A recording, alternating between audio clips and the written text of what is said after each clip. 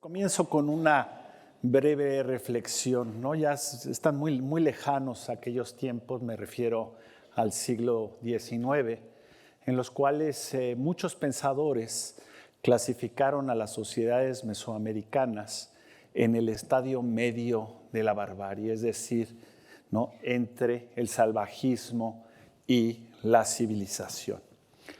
Y los motivos eran fundamentalmente por criterios de carácter tecnológico. Se afirmaba que estas sociedades vivían en la Edad de Piedra, específicamente en el Neolítico, la piedra pulida, y no solo eso, sino que carecían de animales, de bestias de tiro y de carga, ¿no?, burros, caballos, mulas, bueyes, etcétera, que les ayudaran a hacer sus trabajos cotidianos. Hoy sabemos que, ¿no?, muchos años después, que las sociedades mesoamericanas en realidad se encontraban ya en el Calcolítico, es decir, dando el salto a la edad de los metales y en particular por una tecnología que, a diferencia de todas las demás en Mesoamérica, no les era propia. La metalurgia fue importada desde Sudamérica y gracias a las investigaciones de Dorothy Hosler del MIT allá en los Estados Unidos, sabemos que llegó en dos grandes oleadas, una alrededor del año 700 desde Ecuador, la tecnología del cobre, y otra aproximadamente en el año 1200, la tecnología del bronce, que, como ustedes saben, bueno, fundamentalmente se debe a dos aleaciones del cobre con el arsénico y con el estaño. Sabemos además que las civilizaciones mesoamericanas se desarrollaron en la proximidad de cuerpos de agua, ríos, lagos, esteros, el mar, y que eso los ayudó a salvar el problema de la carencia, de la inexistencia de animales de tiro y de carga.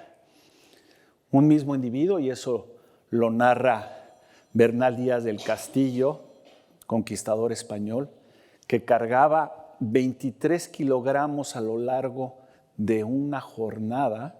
Imagínense cargar 23 kilos todo el día, ¿no? Yo siempre pienso en 2 cajas de 12 litros de leche. 23 kilogramos. Ese mismo individuo en este contexto, usando esto, que son los monoxilos, las canoas excavadas en un tronco, ese mismo individuo podía transportar hasta 1,5 toneladas, la misma persona, y a la misma velocidad. Y además de esto y del cobre y del bronce, las sociedades, sobre todo las del centro de México, pues se caracterizaron en los siglos XIV, XV y XVI por una organización espectacular de tipo laboral que les permitió hacer grandes empresas. ¿Cuáles empresas? Pues las de ingeniería, canales, acueductos, diques, represas, calzadas elevadas, puentes. Las empresas de arquitectura, nuestros complejos religiosos, pirámide, templo, ¿no?, los palacios, los jardines, había muchos jardines, y tenían ellos ciudades bien urbanizadas, con un patrón ortogonal en ángulo recto, ¿no? Tenochtitlan, pues una ciudad majestuosa, 13.5 kilómetros cuadrados, y si le creemos a mi amigo José Luis de Rojas, entre 200 y 300,000 habitantes, es decir, una de las capitales más pobladas del mundo en aquel entonces. También estas civilizaciones se caracterizaron por el llamado sistema de chinampas, ¿no? La vamos a ver más adelante, que es semejante a los pólders en los Países Bajos, húmedas y secas, ¿no?, rodeadas siempre de canales que permitían, y aquí lo importante, obtener hasta 5 cosechas al año. Una producción también en serie de objetos utilitarios, instrumentos y ornamentos, principalmente de cerámica, de obsidiana, ¿no?, que tiene un filo tremendo, ¿no? Todos los que estudiamos en México, tenemos que tallar la obsidiana y nos cortamos las manos como estudiantes, y sin duda también el pedernal. Otro elemento propio de la civilización, la estratificación social, numerosas clases y grupos, ¿no? Muy especializados, todos a nivel laboral, ¿no? Y que hacían pues, actividades que no tenían que ver directamente con la producción de alimentos. Una confederación imperial expansionista, como todos los grandes imperios militares crueles, ¿no? Que a través de la guerra subyugaba a sociedades para obtener tributos y obviamente para consolidar también su red comercial. Avances significativos en el campo, ¿no? Y de eso habló Andrés Ciudad, en el campo de las matemáticas, la observación de los astros y los cómputos calendáricos, y un desarrollo en este caso, de la escritura logográfica, es decir, signos y símbolos que representan palabras y que representan frases, pero también con un fuerte ingrediente fonético, que es algo que descubrió un investigador de la Universidad Complutense, lo estudió muchos años, de mi edad, falleció recientemente, Alfonso Lacadena, y que nos abre, gracias a sus investigaciones, pues todo está un nuevo mundo para el desciframiento. Conocimientos etiológicos profundos que les permiten conocer a los mesoamericanos las enfermedades y desarrollar tratamientos curativos basados en la herbolaria y también en la construcción de una farmacopea, ¿no? Una reflexión también filosófica profunda sobre la existencia, el conocimiento, la moral, la belleza, ¿no? Tantos temas, la metafísica, y una visión del ser y del entorno, ¿no? Que juega un papel fundamental, ¿no? Esa armonía en la relación con la naturaleza y sus ciclos, y con los dioses, sin duda, alcanzada a través de ese respeto, por un lado, el culto, las ofrendas y los sacrificios, incluidos los sacrificios humanos.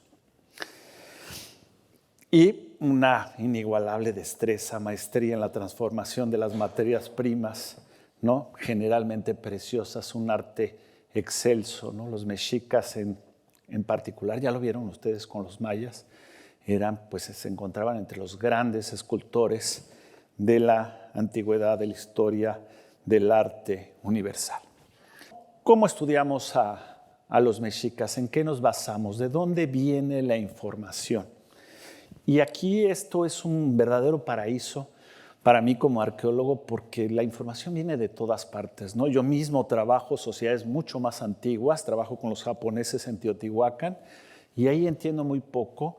¿Por qué? Porque no tenemos esto que son los documentos históricos, ¿no? Por un lado, estos códices pictográficos elaborados por los escribas tlacuilos en náhuatl, ¿no? Que son de una belleza, ¿no? Proverbial, y que muchos de ellos tienen forma de acordeón, elaborados en papel de cortés, en piel, pero también hay códices en forma de libro europeo, y muchos de ellos, afortunadamente, se les agregaron glosas en caracteres latinos, en náhuatl, en castellano, incluso en italiano. Esto que son fuentes invaluables, los relatos, informes de hechos de armas y de territorios y pueblos conquistados para obtener, obviamente, mercedes y prebendas, ¿no? Hernán Cortés es el caso paradigmático, Bernal Díaz del Castillo, pero son muchos más. Y a la par tenemos las descripciones de la religión y el ritual indígena que hicieron los frailes, ¿no? Franciscanos, dominicos, agustinos y jesuitas, ¿no? Sobre todo para extirpar esta fe e introducir a través de la evangelización el cristianismo. Muy importante la elaboración de los frailes de vocabularios, de diccionarios que nos hablan mucho de la manera de pensar de estas civilizaciones. Tenemos también estas historias naturales que combatían las idolatrías, territorios, que estudiaban los territorios y los recursos económicos, los abogados que fueron a aquel lado del océano pues se preocupaban también en asuntos sobre la tenencia de la tierra. No lo hacía Cortés, que era un militar, no lo hacía Sahagún, que era un fraile, pero sí lo hacían abogados como Zorita. Tenemos también las historias de grupos étnicos y linajes nobiliarios, ¿no? Los nobles locales indígenas que construyeron sus documentos, muchas veces a mano, son manuscritos ya en la tradición europea, y que sobre todo reivindican su ascendencia, ¿no?, nobiliaria. Dicen, somos de sangre azul, en este dominio nuevo, bajo España, queremos prebendas y queremos beneficios, los que teníamos antes. Es decir, exaltan los logros de sus antecesores para justificar una posición diferente ya en el mundo del virreinato de la Nueva España. Un documento único en su tipo es nuestra gran enciclopedia. La historia general de las cosas de Nueva España, Códice Florentino, está en la ciudad de Florencia, en Italia. Son 3 volúmenes, 12 libros, que hablan de todos los temas imaginables. Vean ustedes del lado izquierdo en castellano, ustedes pueden comprender perfectamente, del lado derecho en náhuatl. Y en estas 2 columnas se habla de los dioses, de los seres humanos, obviamente empezando por los reyes, los nobles, después los plebeyos, y se concluye con animales, vegetales, minerales, y sin duda también con la conquista.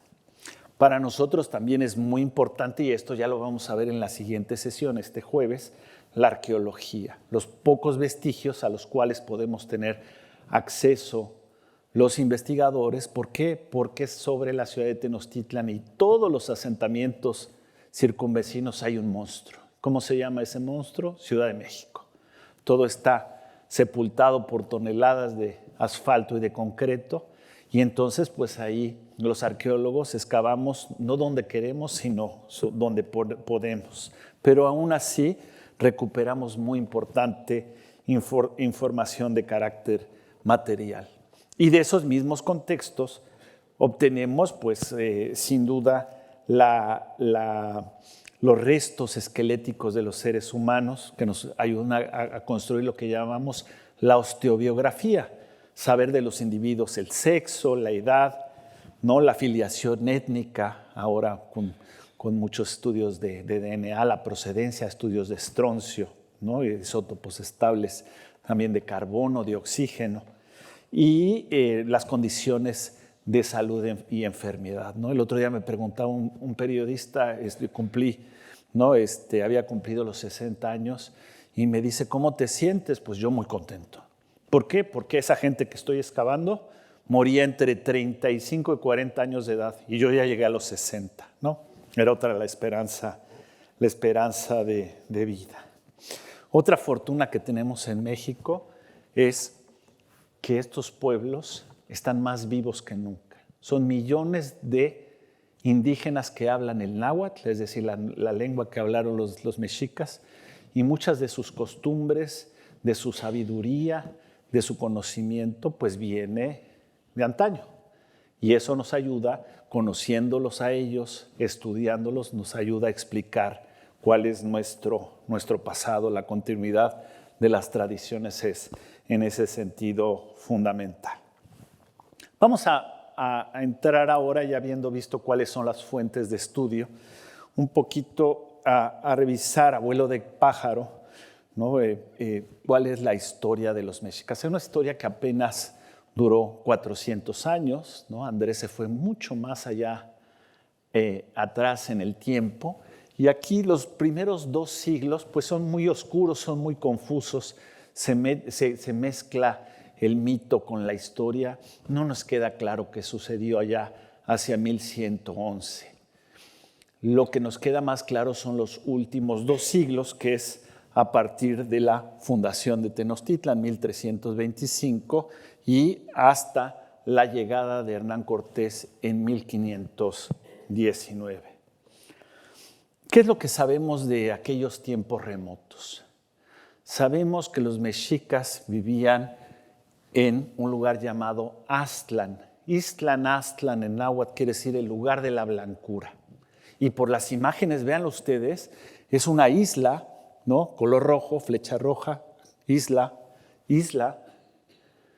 donde vivían sujetos a los verdaderos aztecas. La gente de Aztlán se llama azteca.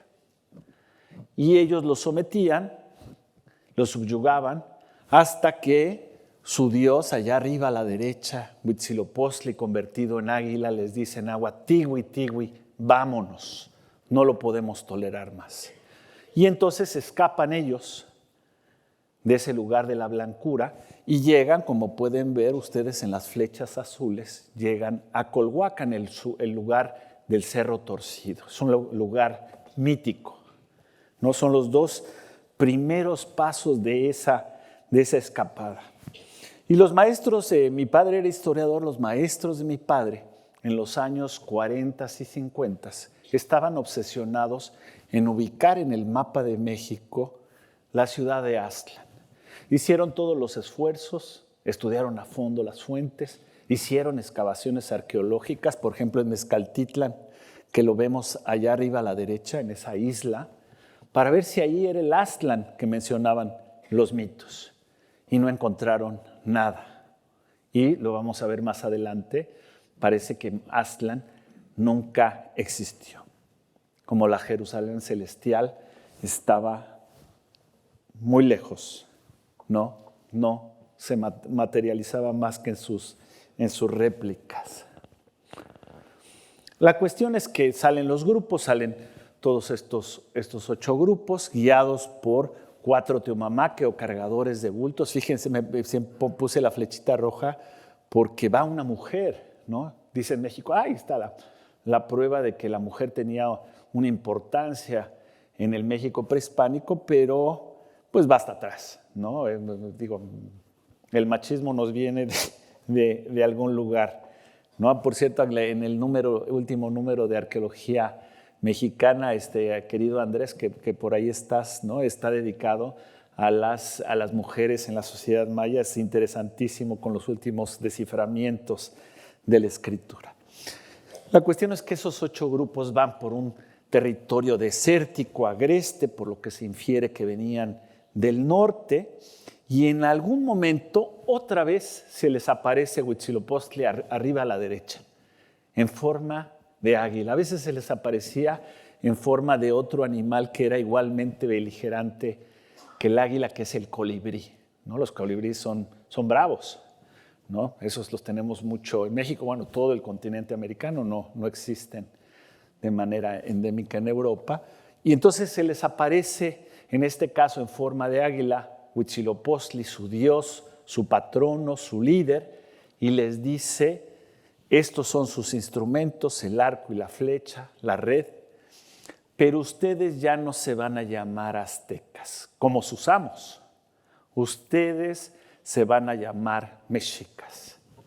Y así es como se llamaron a partir de entonces.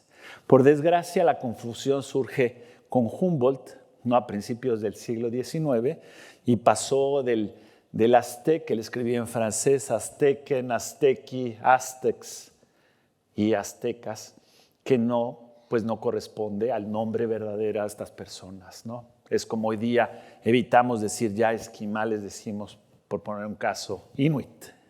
Usamos obviamente la perspectiva émic, es decir, cómo los pueblos se quieren llamar y se llaman a sí mismos. Siguen en migración, ¿no? Tienen muchos enfrentamientos, no me voy a detener, pero la cuestión es que llegan a el centro de México. Y fíjense ustedes cómo la meta es igual que la salida en esta carrera.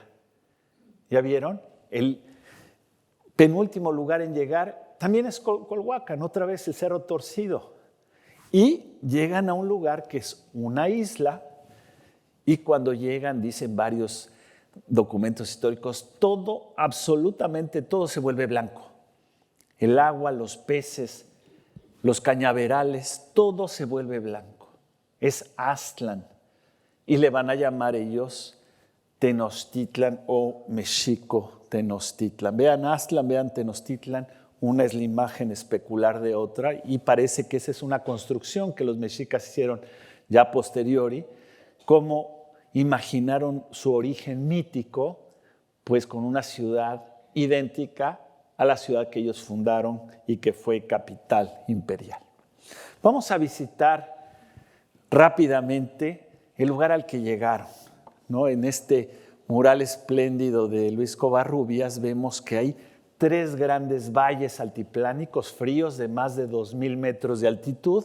El más importante, la Cuenca de México, ocupado por un sistema de lagos. Ahí está Tenochtitlan señalado en la flecha.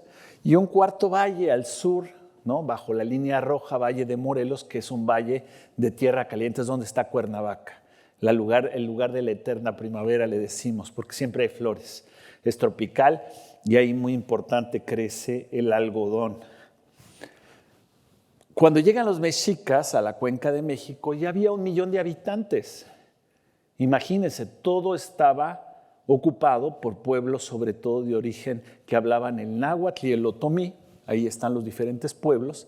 Y a ellos nada más les quedó ocupar un sistema de islas que nadie quería en un lago, el de Texcoco, de agua salada. Nadie quería ese terreno, era el único que estaba libre y era de los tepanecas.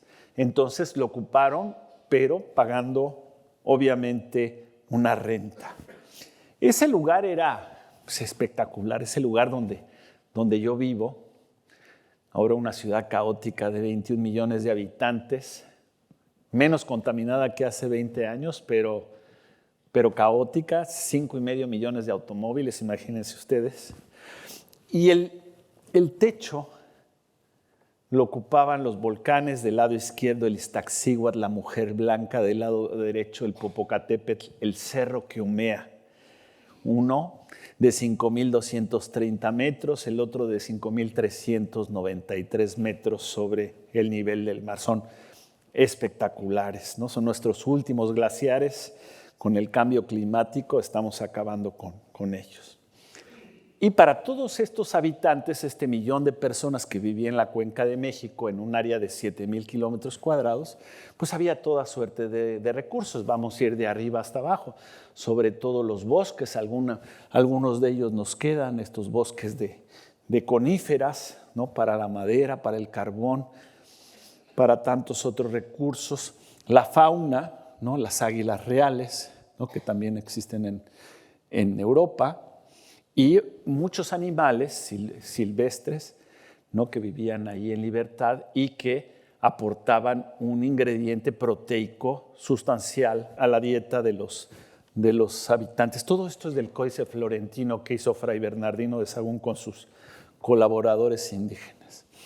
Más abajo, el Somonte, ¿no? Que es de 2,270 metros a 2,750, pues tenemos los agaves, los magueyes, que sirven para todo, hacer cuerdas, agujas, combustible, aguamiel, pulque, que es esta bebida fermentada tan apreciada por los mexicanos, y algo que les gusta mucho a mis hijas, que es el gusano de maguey, ¿no? Con un taco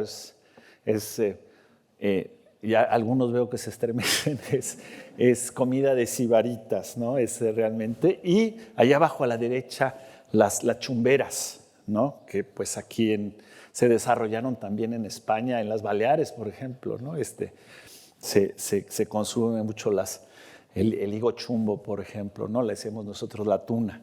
Más abajo, en la llanura aluvial sumamente fértil, pues la producción muy intensa del maíz, pero no solo del maíz, sino de otros cultígenos como el frijol, el chile. Nosotros le llamamos xiltómatl, jitomate, que es el rojo, al verde le decimos tomate, la calabaza y 2 productos que son de México. Bueno, ahora se discute el cacao, parece que hay buenas pruebas para decir que viene del Amazonas ecuatoriano, genéticas, pero el cacao y la vainilla, pues de zonas tropicales, no se encontraban en estos altiplanos, pero sí llegaban ahí, ¿no?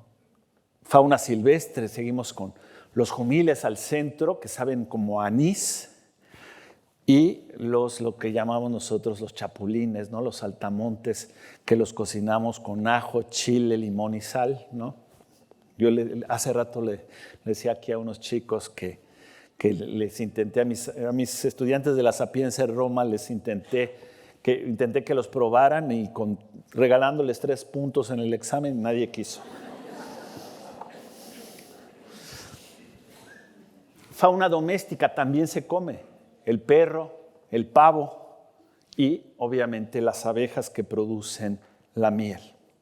Y llegamos finalmente al nivel del lago, al espejo del lago, 2.200 metros sobre el nivel del mar, donde había abundantes salineras, se producía lo que llamamos tequesquite, que es una sal grisácea que no es muy salada, es diferente a la de mina y a la de mar, ¿no? También muy importante la existencia de cañas, carrizos, nenúfares, lirios, ¿no? Con los que se producen sobre todo cuerdas y esteras. Un lugar realmente feraz, ¿no? Cuando llegó Cortés a estas zonas le puso Villa Viciosa, ¿no? Aquí hay varias villaviciosas en España, ¿no? Las villas abundantes, feraces, fértiles. Las algas, ¿no? Ustedes saben que tienen vitaminas y minerales esenciales, ¿no? El yodo, hierro, calcio, magnesio, es realmente muy, muy nutritiva. El alga ahora se está procesando mucho, ¿no? Los insectos, el aguautle, ¿no? Que son 80% proteínas, no tiene nada de grasas. Además, mis amigos que a eso se dedican pues dicen que son antioxidantes. Y luego, pues las delicias del lago, ¿no? Que pues ya casi no existen, los batracios, ¿no? Nosotros comemos mucho las ancas de rana a la diabla con mucho chile, y pues peces, pescado blanco, pescado el charal. Y ahora están regresando, fíjense, hemos reinundado muchos lagos ahí en la Cuenca de México, están regresando las aves migratorias que vienen de Canadá y los Estados Unidos. Tenemos sobre todo patos y ánades, tenemos gansos, también llegan de otros lugares los pelícanos, ¿no? que es realmente importante y pues que servían para hacer un buen mole grasosito, ¿no? de pato, no muy gustado. Tenochtitlan en este ambiente pues se desarrolló muy rápidamente, ¿no? Hablábamos de 200, 300 mil habitantes y todo pues se amplió gracias a este sistema que les decía yo que es semejante a los pólders en los Países Bajos. Se clavan estacas en un lago que es de aguas muy someras, se hincan en el lecho lacustre y se hacen cercos y se embute el terreno, se rellena con tierra del lecho del lago y con vegetación acuática. De manera que esto es hacia 1330, ya vieron la cantidad de islas que hay. Ya en el siglo XVI pues quedan todas unificadas, estas islas se vuelven mayoritariamente artificiales. No se le gana terreno al lago. Y se construye, ven esa línea, esa flecha roja de arriba, se construye el Albarradón de Nezahualcóyotl, que era una barrera que impedía que llegara el agua salada de Texcoco, donde hoy está el aeropuerto, y hacía que el agua dulce de Chalco y Xochimilco, que está hacia la derecha, inundara toda esta zona. Entonces cambiaron la salinidad del lago de manera que podían cultivar en la ciudad de Tenochtitlan pues todas sus hortalizas. Esta es una casa rural promedio, no hay muchas. Hoy día, en la actualidad, se siguen construyendo este tipo de casas de materiales perecederos y es para mostrar los espacios que eran plurifuncionales. No es como nuestras casas, nuestros pisos que tienen una sala que casi no se usa, un comedor, sino ahí el mismo espacio se usa para todo, ¿no? En la mañana se enrolla la estera donde uno durmió y ahí mismo pues, se consumen los alimentos. Muchas de las actividades se hacen en el exterior, la producción de la cerámica. En esa época hacían sus sus vajillas y sus atuendos. Cada familia hacía para el autoconsumo. Y atrás vemos lo que llamamos la milpa, el campo de cultivo. Y en la ciudad es más o menos igual, gracias a este tipo de documentos del siglo XVI que están en el Archivo General de la Nación. Sabemos que un piso, una casa de aquel entonces, siglo XVI, de la ciudad urbana, tenía entre 30 y 35 metros cuadrados. No, un buen amigo que trabaja en Sevilla, en la Universidad de Sevilla, me decía, en Sevilla por la misma época también era muy reducido el espacio de habitación, ¿no? Hoy día en México, en la Ciudad de México, le llamamos a la constructora de pisos para el pueblo, el Infonavit, y los pisos ahora miden 60 metros cuadrados, es decir, el doble de esto, ¿no? Dicen que ahora que ya los van a hacer más chiquitos, que no hay dinero. ¿Qué sucedió? Los mexicas llegan y llegan todos estos grupos étnicos, se establecen en las islas, pero no tienen un gobernante de sangre azul. No tienen un grupo nobiliario, sino que vienen organizados en grupos de parentesco. Entonces van van al lugar del Cerro Torcido, a Colhuacán, y piden prestado a un gobernante, que es el señor Atado de Cañas. Ahí está su nombre, señalado por las flechas, Atado de Cañas. Y este señor, vean ustedes, es el fundador de la dinastía. Dicen algunas versiones que tuvo relaciones sexuales con las hijas de los jefes del Calpultin, de los grupos de parentesco, y que así se creó toda una nobleza. Lo importante es que pocos años después, 1427-40, sube al trono este señor que se llama Izcóatl o serpiente de navajas, ¿no? Vean con las flechas, que es una serpiente que tiene cuchillos de obsidiana. Y este señor era muy hábil políticamente, aprovecha un vacío de poder en Azcapotzalco, que era el pueblo que los dominaba, el que les rentaba la isla.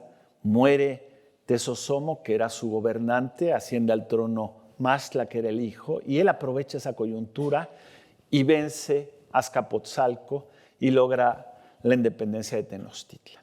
A partir de ese momento, absolutamente todo cambió. ¿Y qué es lo que hace Izcóatl? Hace la última de las tríples alianzas. ¿Qué son las tríples alianzas? Pues a lo largo del tiempo hubo esta forma de organización, eran confederaciones imperiales de 3 cabeceras que iban y conquistaban a todo el mundo y que le pedían tributo a todo el mundo. Entonces Izcóatl hizo la última, es fácil de aprendérsela porque es el TTT, Tlacopan, Tenochtitlan y Texcoco, ¿no? Ahí están los tres señores. Asciende al trono Motecuxoma el Huicamina, que es el flechador del cielo, y este señor empieza la expansión. Le siguen a Huizotl y sobre todo Motecuxoma Xocoyotzin, que fue al encuentro de Hernán Cortés, y llevaron las fronteras, es increíble, de la zona Tarasca en el occidente de México a la actual frontera con Guatemala y del Pacífico al Atlántico. Un imperio gigantesco de unos 200,000 kilómetros cuadrados, es una cuarta parte, un 40% de lo que tiene de superficie España, un imperio muy grande y que tendría unos 6 millones de habitantes. No sé cuántos millones tiene en la actualidad España. 48, me dicen. Entonces aquí estamos hablando de 6 millones. Y estas dos me encantan, las puse, no aguanté, ¿no? Porque muestran, fíjense, están llegando los conquistadores españoles y están los espías indígenas subidos, ¿no? En el árbol y atrás del maguey, allá del agave, ¿no? Y les llamó obviamente poderosamente la atención que vinieran esas embarcaciones tan grandes, ellos no los conocían, y que vinieran montados en esas bestias rarísimas que les llamamos caballos. Vamos a hablar un poquito sobre la sociedad, cómo estaba organizada, cómo estaba estratificada. Primero hay que decir que eran dos ciudades hermanas, ¿no? Como la Twin City Tales, ¿no? Es la idea. por un lado Mexico, Tenochtitlan, las dos se llaman Mexico, lugar de Meshi o de Huitzilopochtli. Mexico Tenochtitlan, que se fundó en 1325, la vemos a la derecha, y que tenía como símbolo el águila, el animal, el macho, solar, celeste, volador. Y aparte, los mexicas tenochcas tenían los dos bastones para hacer el fuego, que era un símbolo importantísimo. En cambio, Tlatelolco tiene como símbolo opuesto y complementario al jaguar, que es el animal femenino, húmedo, del inframundo, acuático por excelencia. Y la gente de Mexico-Tlatelolco tenía como símbolo el jade, que es el símbolo del agua. Uno es el fuego y otros el jade, uno los hombres, otro las mujeres, uno el cielo y otro el inframundo. No tenemos esa dualidad de opuestos complementarios tan importantes en México, ¿no? Y una cosa muy importante en México también son las estaciones, la temporada de secas y la de lluvias, ¿no? Ahorita en México está empezando la de lluvias, ¿no? A los niños en la escuela, yo ya lo aprendí en la primaria, nos dicen que hay 4 estaciones, ¿no? Que se llaman primavera, verano, otoño y no sé qué, ¿no?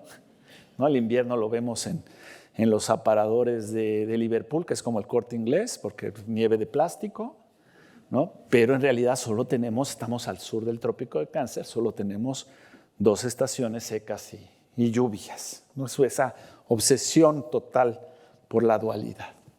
Aquí tenemos las 2 ciudades que, como les decía, se habían quedado fusionadas al crecer de manera artificial.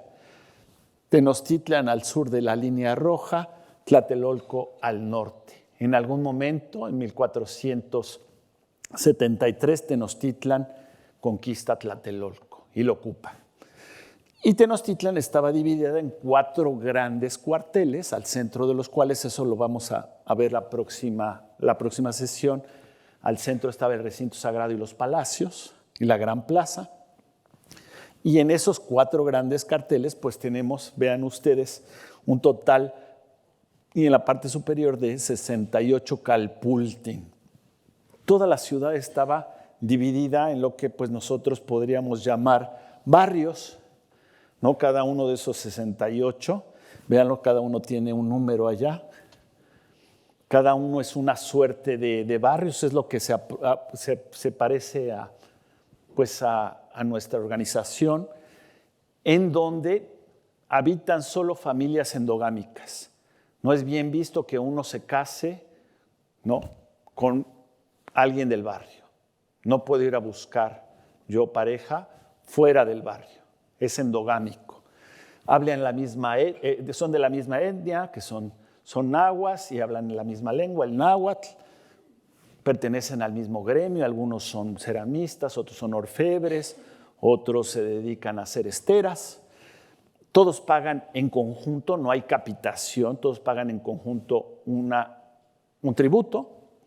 Todos están gobernados por un hermano mayor que eligen democráticamente. Generalmente es un joven varón muy activo, muy joven y con mucha iniciativa.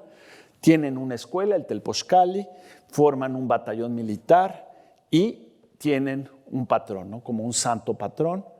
Por poner un caso, Chipetote, que es el santo patrono de los orfebres.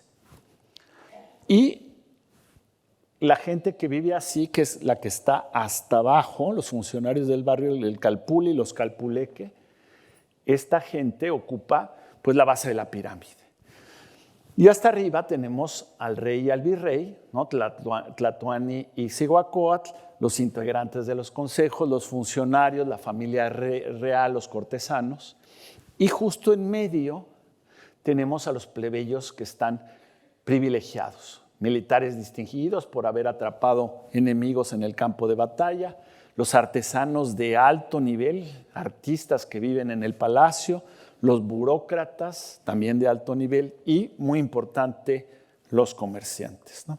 Yo recuerdo que mi maestro, un arqueólogo norteamericano muy famoso, William T. Sanders, no decía que cualquier ciudad que se preciara de serlo, tenía prostitutas, vagabundos y ladrones. Y Tenochtitlan, decía, es una ciudad porque los tenía. Sí, los tres. Y él lo decía un poco en broma, pero se refería a que la población de la ciudad pues estaba mayoritariamente, compuesta por gente que no estaba involucrada en la producción de alimentos. Los plebeyos no privilegiados, los de los Calpultin, estas organizaciones, estos barrios, gremios o como ustedes quieran llamarle, pues todos producían sus alimentos, todos hacían su vestimenta y todos tenían una ocupación común de carácter gremial.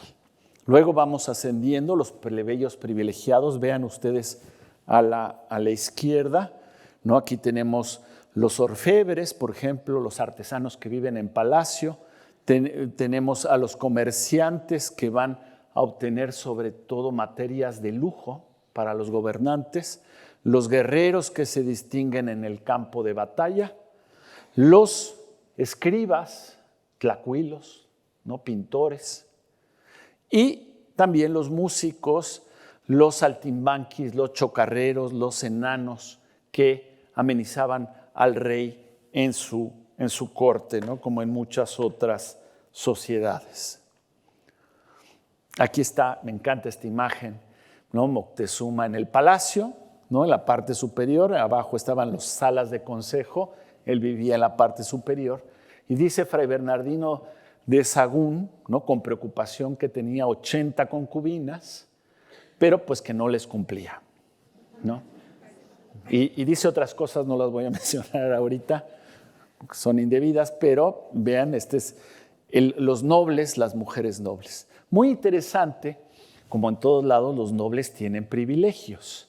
¿Y cuáles son los privilegios de estos grupos pudientes?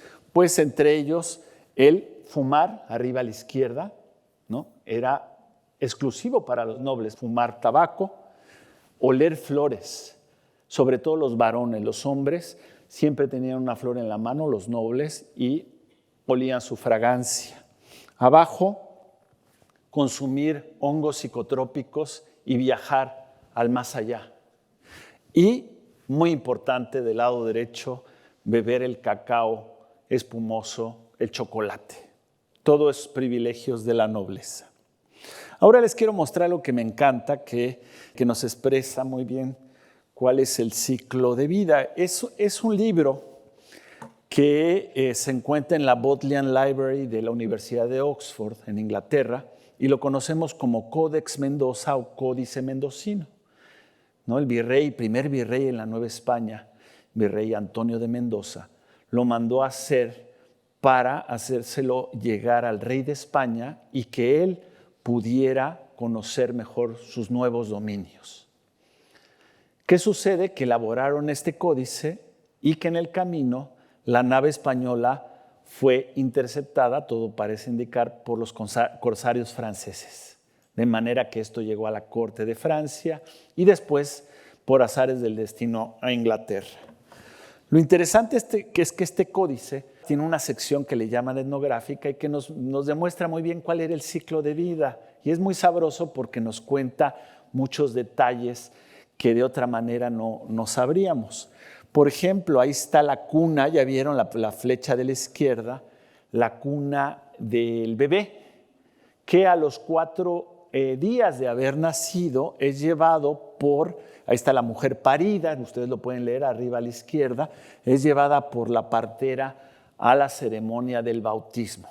Lleva al bebito, si era un niño, ¿no? Le confeccionaban, es la flecha de arriba a la derecha, le confeccionaban instrumentos que iba a usar en su etapa adulta y sobre todo el escudo y las armas, los dardos.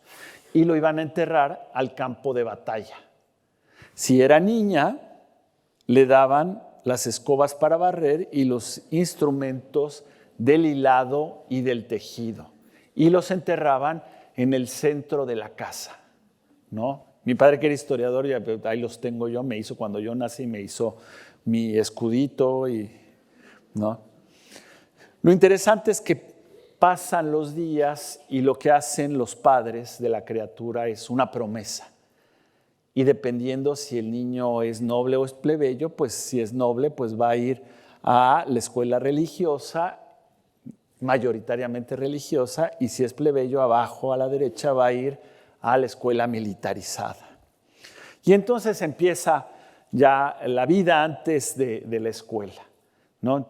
Año con año nos muestra este códice, estas escenas, como por ejemplo una niña entre los 6 y los 7 años, pues le enseñan, ya ven ustedes cuáles son los instrumentos propios de su género y a hilar, ¿no? Allá abajo ya está hilando la niña, ¿sí? Los siguientes 5 años son tremendos porque nos enseñan correctivos para el niño que se portara mal. Esta es la niña, ¿no? ¿Y qué es lo que pasa con las niñas? Ahí pueden ver ustedes, pues reciben unas reprimendas tremendas, ¿no? Eso pasa mucho en la antigüedad, con espinas de maguey, ¿no? Les pican el cuerpo, con varas les dan golpes. Aquí esta escena es terrorífica, la exponen al humo del chile, ¿no? Sí se corregían, o a barrer en la noche. Cuando llegan a los 13 y 14 años, pues ya sabe cocinar, ¿no? Es una perfecta cocinera, casi chef, y sabe tejer. Y ya está lista ¿para qué? Para casarse. Lo que vemos a la derecha es la boda, ¿no? Como es llevada, ¿no? A cuestas, ¿no? Por una sacerdotisa, la lleva a la boda, y allá arriba no usan alianzas, no usan ningún signo que use la religión cristiana, sino que sus mantas se anudan en señal de matrimonio, ¿no? Al centro, entre los viejos, pues está toda la comida, el banquete, hay pulque, hay tamales, hay pavo, ¿no? Comen muy bien y celebran la unión. En el caso de los niños, pues a los niños, vean ustedes, pues les enseñan a transportar al varoncito líquidos y sólidos, a recoger granos y toda suerte de alimentos en el mercado, como diciendo la comida no se debe desperdiciar, el mercado ya se levantó, vaya usted a recuperar todo lo que pueda. Y abajo a la derecha le muestran los aperos de pesca, ¿no? Porque viven, recuerden, en un lago. Y aquí también las reprimendas, ¿no? También espinas de maguey, las varas, el humo del chile, y abajo a la derecha es terrible, ¿no? Ponen a dormir al niño en un suelo húmedo, el estado desnudo, y haber pasado una noche espantosa, ¿no? Ahí sí lo ven ustedes, ¿no? Aquí. Entonces, pues parece que sí se corregían. Y ya cuando tienen 13 y 14 años, los niños pues ya saben, iba a decir conducir el auto, no la canoa, sí, ya les enseñan a los 13 años, y no solo a conducir la canoa, sino al mismo tiempo a pescar. Y entonces el niño a los 15 ya está listo, pero para ir a la escuela. Van a la escuela, en el caso arriba a la derecha es el Calmeca, la escuela religiosa, abajo a la derecha es Cuicacali y Telpochcali, que es la escuela de los fundamentalmente guerreros. Y entonces pues siguen una educación muy esmerada, sistemática, formal en la escuela, en el colegio, ¿no? Empiezan, por ejemplo, saben el ritual, la liturgia, estudian música, la observación de los astros y obviamente también unos rudimentos en las milicias. Y así ocupan, ya se vuelven nobles de alto nivel. Parece que eran sumamente estrictos, ¿no? Si un niño se escapaba de la escuela privada, ¿no? de la escuela religiosa, el Calmeca, que en la noche para tener relaciones sexuales ilícitas, le ponían una paliza, cosa que no sucedía con los plebeyos. Esta es la escuela de los plebeyos y sobre todo es una enseñanza de carácter militar. Concluidos los estudios, pues ya el varoncito ya está listo para casarse, tiene que pagar toda una ofrenda a sus compañeros, ¿no? Este es el chico que ya quiere egresar de sus estudios, entonces les lleva hachas de cobre, tabaco, tamales, dice gallina, es un pavo, y obviamente mucho pulque a sus compañeros, pues para que lo dejen egresar. ¿Y para qué? Para estar ya felizmente casado, ¿no? Con su mujer, allá la vemos arriba a la derecha. Y obviamente el Códice Mendoza tiene un contenido moral. ¿Cuál es ese contenido moral? Pues que la gente que aprendió las reprimendas y que se comporta éticamente, pues va a desarrollar sus oficios. Por ejemplo, aquí el plumajero, o va a ser pintor o carpintero, lapidario u orfebre. Va a llevar una vida recta. ¿Qué va a suceder? Va a llegar a la vejez. En aquel entonces, les digo, la esperanza de vida era muy baja. Entonces, quien llegara a los 52 años era muy, muy respetado, porque ya tenía un siglo de edad, ¿no? Que era la combinación de los dos calendarios, ¿no? El de 260 y el de 365 días. Cuando los multiplicamos dan 18.980 días, que son 52 años. Entonces, cuando uno cumplía un siglo, nuestro siglo es de 100, el de ellos era de 52, pues ya era alguien venerable. Están, véanlos ya arrugados, todos lo respetan y les dejan emborracharse. Ese es el privilegio. ¿No? Está bien, ¿no? En cambio, ¿qué sucede con los viciosos? Ya vieron el vagamundo, el jugador de pelota, este es, diría mi abuela, el ludópata, ¿no? Que es el que apuesta, juega, y el ladrón, ¿no? Que está aquí robando. Entonces, si uno pues, no seguía observaba la ética, pues terminaba mal, moría pronto. Y como moría, pues, por ejemplo, los alcohólicos, los borrachos, ¿no? Aquí los vemos, aquí están los borrachos, pues mueren lapidados, o estos dos, ¿ya vieron? Son unos adúlteros, y esos adúlteros, ¿no? Están ahí bajo una manta, pues haciendo de las suyas, y mueren también lapidados. El imperio hegemónico, pues solo comentarles que de acuerdo con algunos investigadores, en este caso Ross Hasek, los mexicas no tenían un imperio territorial como los incas o como los romanos. ¿Cómo es un imperio territorial? Bueno, pues ellos van, no vean ustedes aquí, van, conquistan y después envían gobernadores, destacamentos militares, recaudadores, construyen caminos, templos, cobran impuestos, hacen bastiones e introducen un nuevo culto, construyen templos, ¿no? Es decir, que es un estado muy sólido, que cuesta mucho, pero que tiene un gran rédito. ¿Qué pasa con los mexicas? Ellos hicieron un estado hegemónico, por no decir barato, ¿no? Muy sencillo. ¿Y qué es lo que dejaron? Pues lo que vemos aquí, respetaron, no siempre, pero respetaron la soberanía. ¿Qué hacían? Iban a conquistar y luego mandaban a sus recaudadores. No construían caminos, bastiones, no mandaban destacamentos, no cambiaban a los gobernantes ni a los sacerdotes, no introducían culto, respetaban. Ellos solo les interesaba el tributo. ¿Y qué pasaba frecuentemente? Que cuando iba el recaudador, los sometidos pues lo mataban. Pues imagínense, pobre, lo mandaban, ¿no?, a cobrar los impuestos y lo mataban. Entonces había un ejército como bomberos que iba por todos lados apagando fuegos y volvía a someter a los pueblos así una y otra vez. El rédito no es tan grande, pero la inversión es relativamente pequeña. Pero sí vean, por ejemplo, las conquistas. Este es otra vez el Códex Mendoza que está ahí en Oxford. Ven ustedes los cartuchos azul turquesa. Cada cuadrito es un año, ¿no? Pueden contar cuántos años nos narra las conquistas de este rey, que es Motecuxoma Ilhuicamín, el flechador del cielo. Ahí está el rey y está el cielo flechado, es un hombre, flechador de cielo. Y conquista, ahí está su escudo y sus dardos y su lanzadardos, es beligerante y va a conquistar todas estas poblaciones durante su reinado. Como los romanos, como los incas, como que les gustan los sumerios, tantos pueblos de la antigüedad, y cómo se muestra la conquista con un templo que está en llamas. Van a destruir los templos. donde está la fuerza anímica, la fuerza de la comunidad. No es como bombardear en la Segunda Guerra una catedral. Eso es lo que hacían.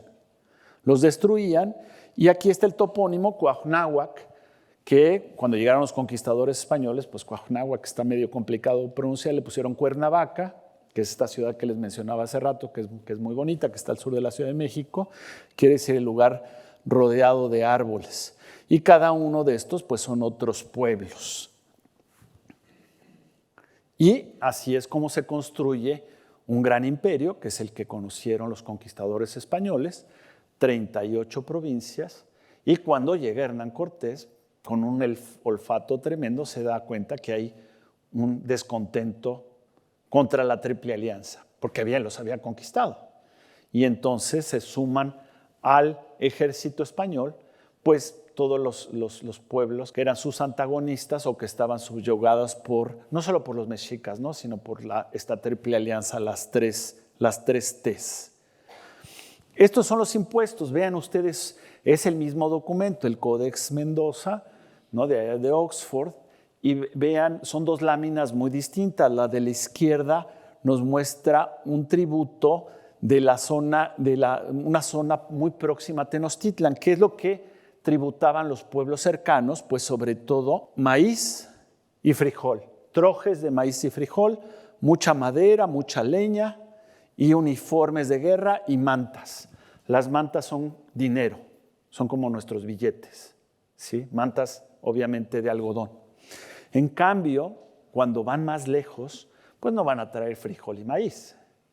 Cuando recorren y van a las provincias del trópico, vean ustedes qué es lo que traen. Traen jade, plumas preciosas, ¿no?, por ejemplo de quetzal, pieles de jaguar y muchos materiales más, por ejemplo el ámbar. Esto es en la frontera con Guatemala. Y todos estos tributos que llegaban periódicamente a Tenochtitlan, pues servían pues para subsanar toda suerte de gastos y todas suertes de lujos, gastos militares, donaciones y regalos religiosos, gastos sociales y prestaciones asistenciales. Muy importante, había ayudas a ancianos, inválidos, viudas y huérfanos.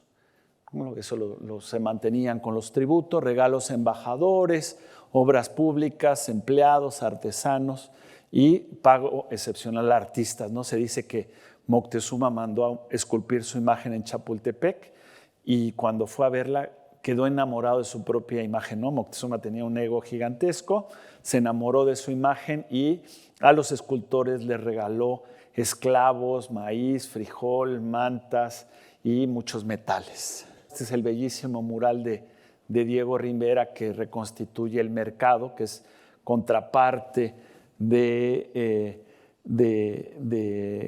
sistema tributario, ¿no? Hay toda una red mercantil de larga distancia y gracias a los conquistadores sabemos que todo estaba muy bien organizado, como en un supermercado de día de hoy, por género, ¿no? Había toda clase de productos, había servicios, podía uno ir a comer al mercado, podía uno cortarse el pelo, podía uno ir al dentista, podía uno pasear, comprar un esclavo o comprar excremento humano como fertilizante, o podía uno ir ahí a pasearse simplemente, como dice Fray Diego Durán. No había un sistema de medidas y de pesas y unos jueces que dirimían todos los conflictos, las falsificaciones, los engaños, etc. Concluyo rápidamente con el arte. Les voy a mostrar muchas diapositivas más en el jueves próximo y les voy a mostrar lo que estamos encontrando en este momento en el Centro Histórico de la Ciudad de México, los objetos arqueológicos que estamos exhumando, pero quería concluir con estas piezas para regalar a sus ojos con imágenes que son espectaculares, ¿no? El arte de la plumaria que tanto deslumbró a los europeos, ¿no? Están las descripciones famosísimas de Alberto Durero, ¿no? La llegada de todos estos objetos, muchos de ellos están ahora en Viena, de plumas, ¿no? Hay un estudio reciente de cuántos quetzales se necesitaron para elaborar lo que se llama, mal llamado, el penacho de Moctezuma, ¿no? Allá en el Códice Florentino se describen todos los pasos de la elaboración de diferentes objetos de plumaria. La escultura, ¿no? Que es donde más destacaron, ¿no? Se dicen los textos que los escultores estaban convencidos, y esto nos suena muy cercano, estaban convencidos de que la divinidad estaba atrapada en el interior de la madera y en el interior de la piedra, y que el escultor lo único que tenía que hacer era quitarle esa costra para revelar la divinidad. Era un trabajo peligroso. La escultura en madera, desgraciadamente, no han llegado muchos ejemplos hasta nuestros días, y la escultura en piedra, y está la imagen de Moctezuma en Chapultepec, o lo que queda de ella. Muy importante el etos mexica, ¿no? Cómo la escultura refleja a esta sociedad, una sociedad donde lo más importante es la templanza, la serenidad ante la vida, la modestia. No, los reyes no la practicaban mucho. Pero siempre vemos, ¿no?, a estos individuos que están aislados. No vemos escenas como aquí afuera, bueno, esta interpretación de Laoconte o en el Vaticano, escenas donde los personajes interactúan. No lo vemos, vemos individuos aislados, casi siempre en posición vertical, con los dos pies muy plantados, bien plantados sobre el suelo, y muy importante, además de la simetría bilateral, muy importante, que no tienen expresiones. No hay expresiones de angustia, de odio, de alegría y de ningún otro tipo más que de serenidad. Siempre de serenidad. No así vemos las obras maestras que están, por ejemplo, en Europa, ¿no? En Basilea, en Suiza, las dos de la izquierda, en Mannheim, la de la derecha, ¿no? Todas estas esculturas de varones, siempre en la posición masculina, que es sobre los glúteos, siempre en esa posición, y adivinamos un poco sobre quién se trata por sus tocados. A la derecha es el dios de la música, de la borrachera, de la danza, de todos los excesos, ¿no? El sex, drugs and rock and roll, ¿no? El de la derecha, que es Xochipilli-Macuilxóchitl, y este anciano y este joven. En cambio, la mujer, ¿no?, siempre se sienta sobre las espinillas, es la posición femenina, y luce lo que se llama quexquemitl, ese traje triangular en el torso, y el enredo, que es la falda, ¿no? Estos son ejemplos que están en el British Museum y en el Quai Branly en París. El arte de los animales es realmente espectacular. Por un lado, el artista se ve que conocía a la perfección no solo la anatomía de la criatura, sino también su conducta, su comportamiento, y que en unos trazos muy sintéticos nos ayudaba a plasmarlo. Abajo a la izquierda, la pulga, el saltamontes, serpiente cascabel, mono araña, perro y conejo. Las tallas en madera, los tambores que lograron sobrevivir porque las comunidades los atesoraron, los cuidaron durante siglos. No estaban enterrados, se hubieran podrido. Y tenemos pues el tambor vertical, el huehuet, que se batía, tenía una membrana de piel en la parte superior, se batía con las manos, y del lado izquierdo el tambor horizontal o teponaztli, que se batía con unas varas que tenían en el extremo goma, puntas de, ¿cómo dicen ustedes? ¿Hule o caucho? ¿Caucho? Y caucho. Que nosotros en México usamos la palabra hule, que viene de olin náhuatl. Y estas colecciones, por ejemplo, la colección Christie del Museo Británico, en Gotemburgo, en Roma, en Viena, hay ejemplos excelsos del trabajo de turquesa, del mosaico de turquesa, sobre bases de madera principalmente. Y quiero terminar con esta pieza que es increíble, es bellísima, el famoso cráneo de cristal de roca, ¿no? Que está en el Museo Británico y que gracias a los estudios que ha hecho mi buena amiga Jane Walsh del Smithsonian, ella vive en Washington, sabemos que no es mexica. Sabemos que fue elaborado en el siglo XIX, es una falsificación, fue elaborado con cristal de roca de Brasil, fue tallado en el sur de Alemania y fue ordenado por el famoso Jean Vauban, que era un francés que vivía en la Ciudad de México y era el anticuario del emperador Maximiliano. Hicieron una pieza tan bella que durante más de un siglo nos engañaron. Todos estábamos persuadidos que esta pieza, hay varias de hecho, cráneos de cristal de rocas, todos estábamos persuadidos de que era mexica. Es una obra de arte. Al principio, cuando detectaron que era un falso, lo bajaron a las bodegas en el Museo Británico. Hoy ya lo sacaron porque es una obra de arte, pero del siglo XIX europeo, ¿no? Y en esto, bueno, degeneró. Y concluir diciendo que un buen grupo de amigos, casi todos somos arqueólogos, historiadores del arte, de Canadá, Estados Unidos y México, ¿no? Que trabajamos de manera muy intensa, Canadá, Estados Unidos y México. Tenemos esta página web, es una fundación sin fines de lucro. Ustedes ponen en su buscador, en Google o cualquier otro buscador, MesoWeb, y ahí van a encontrar cientos de publicaciones en libre acceso, PDFs, de nuestros trabajos, ¿no? Ahí tengo yo una sección, sí, si quieren tómenle una foto, y hay muchas páginas con información, pero si ustedes quieren pues, ampliar sobre el tema del que les hablé el día de hoy, pues vayan a la página. También me solicitaron una bibliografía muy breve de publicaciones en español para los que estén interesados en profundizar. Ahí está el libro de mi amigo José Luis de Rojas, Tenochtitlan, que es clásico de clásicos, ¿no? Ya tiene muchas ediciones, hasta una en inglés por ahí, ¿no? Y bueno, nos vemos el jueves. No se lo pierdan porque les voy a mostrar muchas cosas que no he mostrado, que acaban de aparecer ahí en nuestra excavación. Muchísimas gracias por su atención.